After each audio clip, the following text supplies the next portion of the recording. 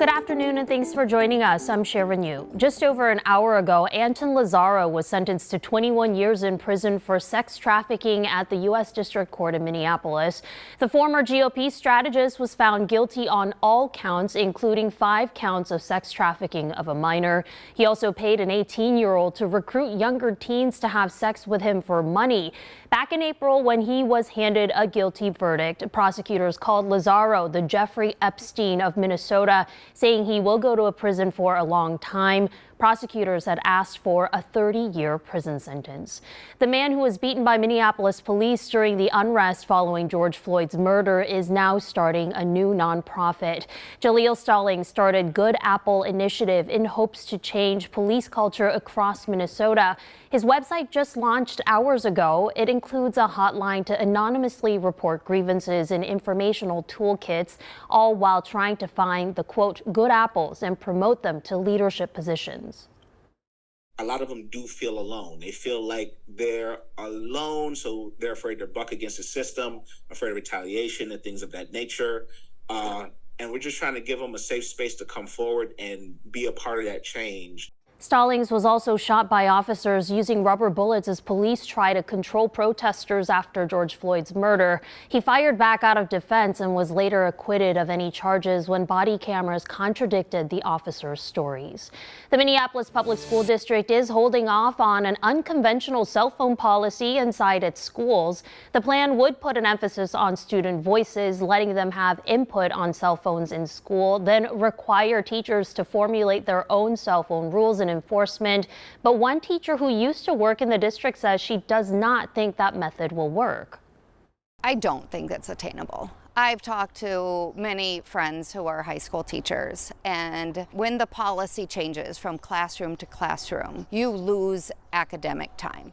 MPS leaders say they will take more time for community input before trying to vote again.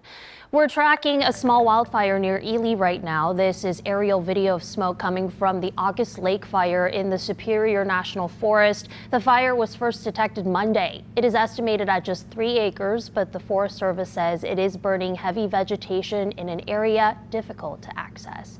And back in our neighborhood, things are looking pretty good right now. It feels pretty good out there, too. Yeah, we have comfortable humidity levels. That's not necessarily helping the fire situation up north, but we do have several opportunities for rain in the upcoming days. You can actually see right now, we have that frontal system that was impacting northern Minnesota yesterday. Well, basically, it's pushed a little further south. So you can see scattered showers and a few garden variety thunderstorms have developed, one of which has recently pushed over the North Metro. Now just about to affect places like Stillwater, Woodbury, Maplewood, seeing some of those maybe a couple of rumbles of thunder and maybe some brief heavy downpours. And we're seeing that similar case from Wilmer up towards New London, just outside of Litchfield. Now, as we head deeper into the day, there's a small chance we could see some of these become borderline severe. That means some small hail, maybe some locally gusty winds, mainly along that front. So don't be surprised to see some of those isolated to scattered thunderstorms later today. As we head into tonight, things quiet down and the daylight hours of Thursday look mostly dry. As we head into the evening, we're talking well after sundown. Here comes that next frontal system, which will give us another chance for scattered showers and thunderstorms. Most of these should be the non-severe variety, with showers lingering into Friday. Seasonably warm temperatures through at least Saturday. Saturday looking like the drier day of the weekend, 83 degrees with scattered showers, maybe an isolated thunderstorm on Sunday. Sharon? All right. Thank you so much, Ben. And make sure to download the KARE 11 weather app. You can get personalized forecasts, weather alerts, and check the live radar at any time. It is free in every app store.